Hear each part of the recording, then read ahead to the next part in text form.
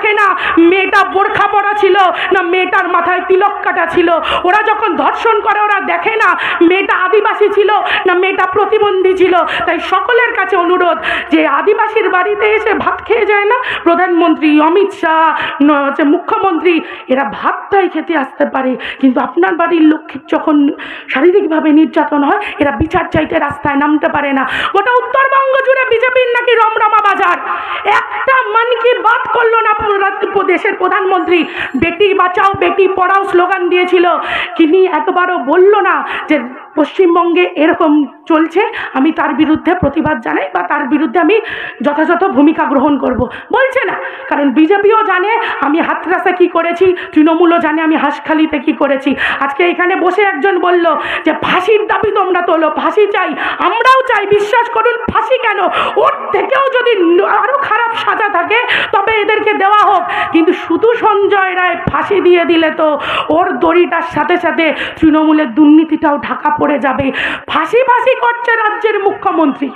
ফাঁসি দিন না আগে হাঁসখালিতে তৃণমূলের নেতার ছেলেটাকে যে জন্মদিনে ফুর্তি করবে বলে 14 বছরের মেয়েটাকে গণধর্ষণ করে কেরোসিন দিয়ে তেল দিয়ে জ্বালিয়ে দিয়েছিল, তাকে আগে ফাঁসি দিন, তারপর সঞ্জয় রায়কে। সঞ্জয় রায়ের ফাঁসি পাওয়ার সময় এখনো হয়নি, কারণ ওর পেট থেকে আরও নাম বেরোবে।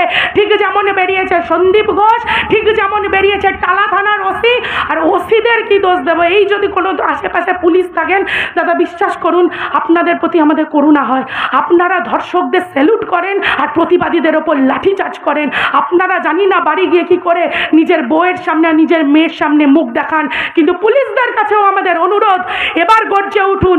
আপনার পুলিশ মন্ত্রী আর বেশি দিন রাজ্যে নেই, আপনার স্বাস্থ্যমন্ত্রী আর বেশি দিন রাজ্যে নেই। তাই সকলে মিলে আসুন না, নিজের অধিকার রক্ষার জন্য এই উত্তর দিনাজপুর থেকে আওয়াজ তুলে তিলোত্তমার বিচার চেয়ে আমরা রাজপথ দখল করি। যে কলতান দ্বারা যে দেবাঞ্জন দা মীনাক্ষীদিরা গাড়িটাকে আগলে বলেছিল মেয়েটার দেহ পুড়তে দেব না, ওই রাগের চোটে কে? কুণাল ঘোষ, পশ্চিমবঙ্গের প্রাতিষ্ঠানিক চোর, যার নামটা উইকিপিডিয়ায় সার্চ করলে দেখা যায় চোর কুণাল বলে। সেই কুণাল ঘোষের ভিত্তিতে কলতান্দাকে অ্যারেস্ট করেছে। কে কলতান্দা? যে গোটা রাজ্যের যুবদের পথ দেখাচ্ছে। আরে কলতান্দার শিক্ষার ধারে পাশে কুণাল ঘোষ যায় না, একটা সামান্য মাধ্যমিক ফেল করা নেতা, সে আমাদেরকে বলছে বামপন্থীদের জেলের ভাত খাওয়াবো।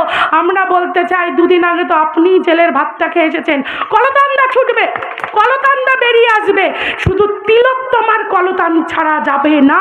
তিলোত্তমার কলতান গোটা রাজ্য জুড়ে চিৎকার হবে যে রাজ্যের মুখ্যমন্ত্রী তোমার লক্ষ্মীর ভাণ্ডারের সাথে সাথে লক্ষ্মীর নিরাপত্তাও চাই, সেটা যদি না দিতে পারো তুমি চেয়ার ছেড়ে নিজের কালীঘাটের টালির ঘরে।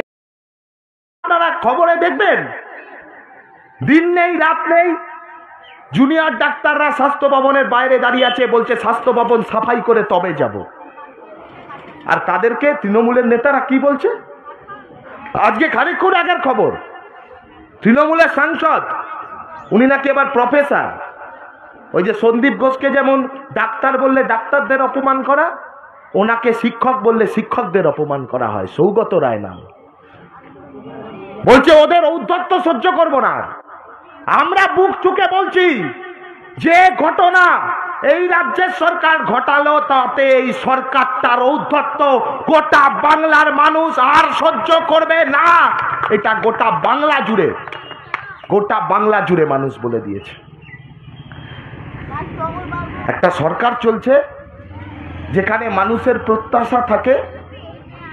প্রত্যাশা থাকে যে সরকার মানুষের পাশে দাঁড়াবে, মানুষের বিপদে আপদে পাশে থাকবে, সাথে থাকবে। আর কি দেখছি আমরা? বলছে উৎসবে ফিরে যান, বলছে এসব ছাড়েন, আন্দোলন ছাড়েন, তিলোত্তমার জন্য বিচারের দাবিতে রাস্তায় আর নামবেন না, সবাই মিলে উৎসবে ফিরে যান। আমরা বলছি যারা এই উৎসবে ফিরে যাওয়ার কথা বলবে না পাড়ায় পাড়ায়, তাদেরকে নমস্কার করে বলেন যে খোঁয়ার থেকে এসছো সেই খোঁয়ারে ফিরে যান ভাই, কারণ ওই খোঁয়ারটাই আপনাদের জায়গা, নবান্নটা নয়। পশ্চিম বাংলাকে বাঁচাতে হবে। বাংলার মাটিতে বাংলার মেয়েদের, বাংলার মায়েদের, বাংলার বোনেদের বাঁচাতে হবে। বাংলার স্বাস্থ্য ব্যবস্থাটাকে বাঁচাতে হবে। হাসপাতালগুলোকে, প্রাইমারি হেলথ সেন্টারগুলোকে বাঁচাতে হবে, স্কুল কলেজ বিশ্ববিদ্যালয়গুলোকে বাঁচাতে হবে। কলেজের ভেতর নিরাপদ নাকি ছেলেমেয়েরা? কলেজের ভেতরে প্রতিদিন কোন আক্রমণের মুখে পড়তে হয়? স্কুলের মধ্যে নিরাপদ নাকি আপনার বাড়ির বাচ্চা মেয়েটা? কোন কোন দৈত্যদের সামনে, দানবদের সামনে আমাদের পরের প্রজন্মটাকে আমরা রেখে দিয়ে যাচ্ছি? এই আন্দোলনটা কোনো রাজনৈতিক চেহারার, কোনো রাজনৈতিক রঙের আন্দোলন নয়, সামাজিক আন্দোলন, সমাজের সব স্তরের মানুষের ঐক্যবদ্ধ আন্দোলন, একসাথে একজুট হয়ে লড়বো। কেন? কারণ পরের প্রজন্মটাকে বাঁচাতে হবে। এই এক্ষুনি এখানে দাঁড়িয়ে শুনছিল আমাদের কথা, বাচ্চা বাচ্চা কয়েকটা ছেলে মেয়ে এখনো রয়েছে। ওদের ভবিষ্যতের জন্য, ওদের ভবিষ্যতে যাতে গোটা ভারতের দিকে আপনি তাকান, ভারতবর্ষের যে কোনো প্রান্তে যারা যেভাবে পারছেন, যেমন করে পারছেন, তারা প্রতিবাদে সামিল হচ্ছেন। সামনে কি ওই পিজিটি পাথরতার তরুণী, তার জন্য জাস্টিস চাওয়া। জানি আমরা ওর মা বাবার কাছে, আমাদের এই যুবা প্রতিনিধি দল যখন গিয়েছিলেন ওর মা বাবার কাছে, আমাদের এসএফআই ডিওয়াইএফআই নেতৃত্ব যখন গিয়েছিলেন, বারবার তারা বলেছেন আপনাদের এই লড়াই, আপনাদের বাইরের লড়াই, আমাদের জাস্টিস পাওয়ার লড়াইটাকে, আমাদের সেই লড়াইকে শক্তিশালী করবে। আমরা ওই মা বাবার জন্য দুঃখ, তার বেদনা। একটা মেয়ে সেলাই মেশিনে সেলাই করে বড় করেছিলেন, জানেন, ভেবেছিলেন যে চিকিৎসা করছে একটা অন্যতম নোবেল প্রফেশন। তার জন্য কিভাবে চিকিৎসাকে পৌঁছে দেয়া, কোথায়, কোনখানে, কিরকম ভাবে চিকিৎসাকে পৌঁছে দিতে হবে, 1 ঘন্টা, 2 ঘন্টা, 3 ঘন্টা, 4 ঘন্টা, 5 ঘন্টা, টানা 36 ঘন্টা ডিউটি করেছিল তিলোত্তমা।